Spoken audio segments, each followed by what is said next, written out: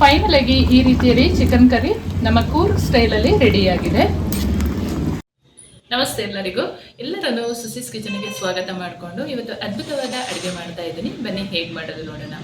ನಾನು ಮಾಡುವ ಅಡುಗೆಗಳು ನಿಮಗೆ ಇಷ್ಟ ಆಗ್ತಿದ್ರೆ ದಯಮಾಡಿ ಸಬ್ಸ್ಕ್ರೈಬ್ ಮಾಡಿಕೊಂಡು ಪಕ್ಕದಲ್ಲೇ ಇರುವ ಬೆಲ್ ಬಟನ್ ಅನ್ನು ಕ್ಲಿಕ್ ಮಾಡಿಕೊಂಡು ನಿಮ್ಮ ಫ್ರೆಂಡ್ಸ್ ಆ್ಯಂಡ್ ಫ್ಯಾಮಿಲಿಗೆ ಹೆಚ್ಚು ಶೇರ್ ಮಾಡಿ, ನನ್ನ ಚಾನಲ್ಗೆ ಸಪೋರ್ಟ್ ಮಾಡಿ. ಚಿಕನ್ ಸಾಂಬಾರು ಮಾಡ್ಕೊಳ್ಳೋಕ್ಕೆ 2 kg ಚಿಕನನ್ನು ಚೆನ್ನಾಗಿ ತೊಳೆದು ಇಟ್ಕೊಂಡಿದ್ದೀನಿ. ಸ್ಕಿನ್ ಔಟ್ ಚಿಕನನ್ನು ತೊಗೊಂಡಿದ್ದೀನಿ. ನಾನು ನೀಟಾಗಿ ವಾಶ್ ಮಾಡಿಕೊಂಡು ಸ್ವಲ್ಪನೂ ನೀರಿರಬಾರ್ದು, ಹಿಂಡಿ ತೊಗೊಂಡಿರಬೇಕು. ಇವಾಗ ಮಸಾಲೆ ಕಲಸಿ ಒಂದು 10 ನಿಮಿಷ ಇಟ್ಟು ಆಮೇಲೆ ಸಾರು ಮಾಡುವಂಥದ್ದು. ರುಚಿಗೆ ತಕ್ಕಷ್ಟು ಕಲ್ಲುಪ್ಪನ್ನು ಸೇರಿಸ್ಕೊಳ್ತಾ ಇದ್ದೀನಿ. ಹಾಗೆ ಅಚ್ಚ ಖಾರದ ಪುಡಿ 2 ಚಮಚದಷ್ಟು ಸೇರಿಸ್ಕೊಳ್ತಾ ಇದ್ದೀನಿ. ಪುಡಿನ ಕೂಡ ರುಬ್ಬುವಾಗ ಹಾಕ್ಕೊಳ್ಬೋದು, ಅದು ಕೂಡ ಚೆನ್ನಾಗಾಗುತ್ತೆ. 1 ಚಮಚದಷ್ಟು ಹಳದಿ ಪೌಡರನ್ನು ಹಾಕ್ಕೊಂಡು ಚೆನ್ನಾಗಿ ಮಿಕ್ಸ್ ಮಾಡ್ಕೊಳ್ಳೋಣ.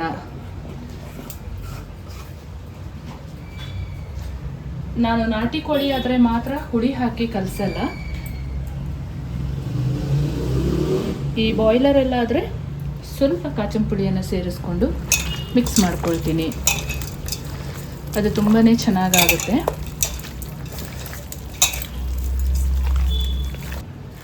ಚಿಕನಿಗೆ ಮಸಾಲೆ ಕಲಸಿ ಇಡೋದ್ರಿಂದ ಚೆನ್ನಾಗಿ ಪೀಸಸ್ಗೆಲ್ಲ ಹಿಡಿದಿರುತ್ತೆ. ನಾವು ನಮ್ಮ ಊರಲ್ಲೆಲ್ಲ ಆಲ್ಮೋಸ್ಟ್ ಎಲ್ಲರೂ ಇದೇ ಥರನೇ ಮಾಡೋದು.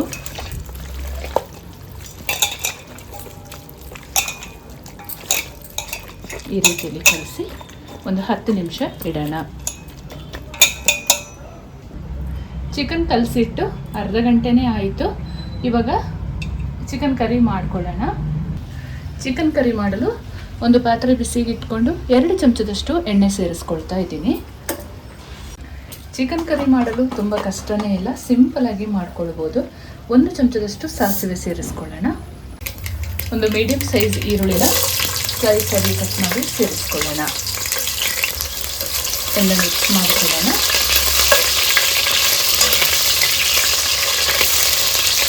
ಈರುಳ್ಳಿ ಫ್ರೈ ಆಗಿದೆ, ಸಾಕು.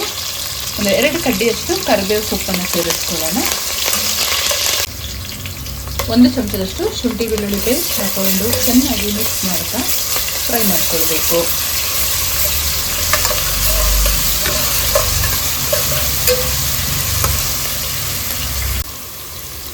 ಮಸಾಲೆ ಕಲಸಿ ಇಟ್ಕೊಂಡು ಚಿಕನನ್ನು ಸೇರಿಸ್ಕೊಳ್ಳೋಣ.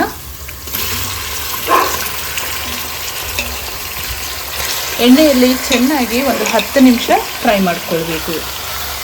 ಆಮೇಲಿಂದ ಮಸಾಲೆ ಸೇರಿಸ್ಕೊಂಡ್ರೆ ಆಯಿತು. ನೀರೆಂತ ಸೇರಿಸೋದು ಬೇಡ.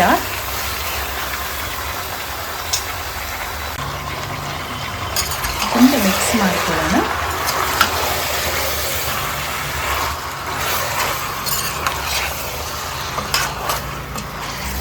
ಒಂದು 10 ನಿಮಿಷ ಹೀಗೆ ಮಿಕ್ಸ್ ಮಾಡ್ತಾ ಚಿಕನನ್ನು ಫ್ರೈ ಮಾಡ್ಕೊಂಡು ಆದ ಮೇಲೆ ನಾವು ರುಬ್ಬಿದ ಮಸಾಲೆ ಸೇರಿಸ್ಕೊಂಡ್ರೆ ಆಯಿತು. ಚಿಕನ್ ಸಾರಿಗೆ ರುಬ್ಕೊಳ್ಳೋದಕ್ಕೆ ಅರ್ಧ ಕಾಯಿನ ಕಟ್ ಮಾಡಿ ಇಟ್ಕೊಂಡಿದ್ದೀನಿ. 1 ಚಮಚದಷ್ಟು ಜೀರಿಗೆ, 1 ಗೆಡ್ಡೆ ಬೆಳ್ಳುಳ್ಳಿನ ಸಿಪ್ಪೆ ತೆಗೆಯದೆ ಹಾಗೆ ಇಟ್ಕೊಂಡಿದ್ದೀನಿ. 1 ಇಂಚಷ್ಟು ಚಕ್ಕೆ, ಲವಂಗ 4, 1 ಏಲಕ್ಕಿ, ಒಂದು 10 ಗೋಡಂಬಿಯನ್ನು ಸೇರಿಸ್ಕೊಳ್ತಾ ಇದ್ದೀನಿ. 1 ಟೊಮೆಟೊ ಹಾಕ್ಕೊಳ್ತಾ ಇದ್ದೀನಿ. ಹಾಗೆ 1 ಈರುಳ್ಳಿನ ಕಟ್ ಮಾಡಿ ಅದನ್ನು ಸೇರಿಸ್ಕೊಳ್ತಾ ಇದ್ದೀನಿ. ಇದೆಲ್ಲ ರುಬ್ಬುವಾಗ ಹಾಕ್ಕೊಂಡ್ರೆ ತುಂಬಾ ಚೆನ್ನಾಗಾಗುತ್ತೆ. ನಾನಿವತ್ತು ಧನಿಯಾ ಪುಡಿಯನ್ನು ಬಳಸ್ತಾ ಇದ್ದೀನಿ. ಧನಿಯಾ ಕಾಳು ಖಾಲಿಯಾಗಿತ್ತು. 2 ಚಮಚ ಧನಿಯಾ ಪುಡಿ ಸೇರಿಸ್ಕೊಳ್ಳೋಣ. ನೀರು ಹಾಕಿಬಿಟ್ಟು ನೈಸಾಗಿ ರುಬ್ಕೊಳ್ಳೋಣ.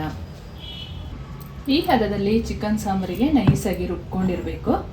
ನಾನಿವತ್ತು ನಮ್ಮ ಕೂರ್ಗ್ ಸ್ಟೈಲ್ ಚಿಕನ್ ಹೇಗೆ ಮಾಡ್ತೀವಿ ಮನೆಯಲ್ಲಿ, ನಾವು ಕಡಂಬಿಟ್ಟಿಗಾಗಿರ್ಬೋದು, ಒತ್ತು ಶಾವಿಗೆಗಾಗಿರ್ಬೋದು, ರೊಟ್ಟಿಗೂ ಕೂಡ ಈ ರೀತಿಯಲ್ಲಿ ನಾವು ಮಾಡ್ತೀವಿ. ಹಾಗೆ ನೀರು ದೋಸೆಗೆ ಇದು ತುಂಬ ಸೂಪರ್ ಕಾಂಬಿನೇಷನ್.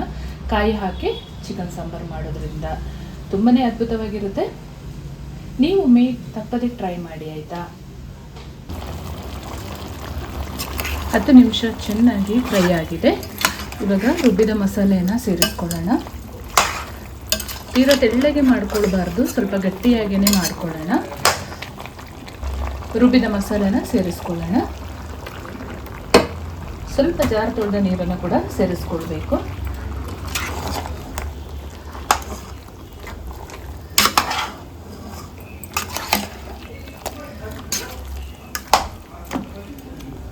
1 ಗ್ಲಾಸಷ್ಟು ಜಾರು ತೊಳೆದ ನೀರನ್ನು ಸೇರಿಸ್ಕೊಳ್ಳೋಣ. ಚೆಂದ ಮಿಕ್ಸ್ ಮಾಡಿಕೊಂಡು ಮುಚ್ಚಿ ಒಂದು 10 ರಿಂದ 15 ನಿಮಿಷ ಬೇಯಿಸ್ಕೊಂಡ್ರೆ ಸಾಕು. ಫೈನಲ್ ಆಗಿ ನಮ್ಮ ಚಿಕನ್ ಕರಿ ಈ ರೀತಿಯಲ್ಲಿ ರೆಡಿಯಾಗಿದೆ. ಸ್ವಲ್ಪ ಕಟ್ ಮಾಡಿದ ಕೊತ್ತಂಬರಿ ಸೊಪ್ಪನ್ನು ಸೇರಿಸ್ಕೊಂಡು ನೀರು ದೋಸೆ ಜೊತೆ ಟೇಸ್ಟ್ ಮಾಡೋಣ.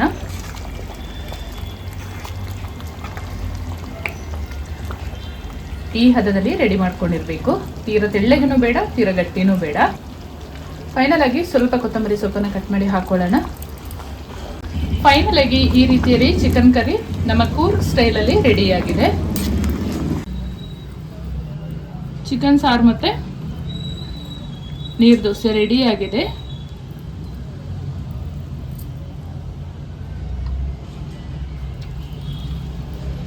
ತುಂಬಾನೇ ಕಾಂಬಿನೇಷನ್ ಚೆನ್ನಾಗಿರುತ್ತೆ. ನೀವು ಒಮ್ಮೆ ಟ್ರೈ ಮಾಡಿ ಆಯಿತಾ.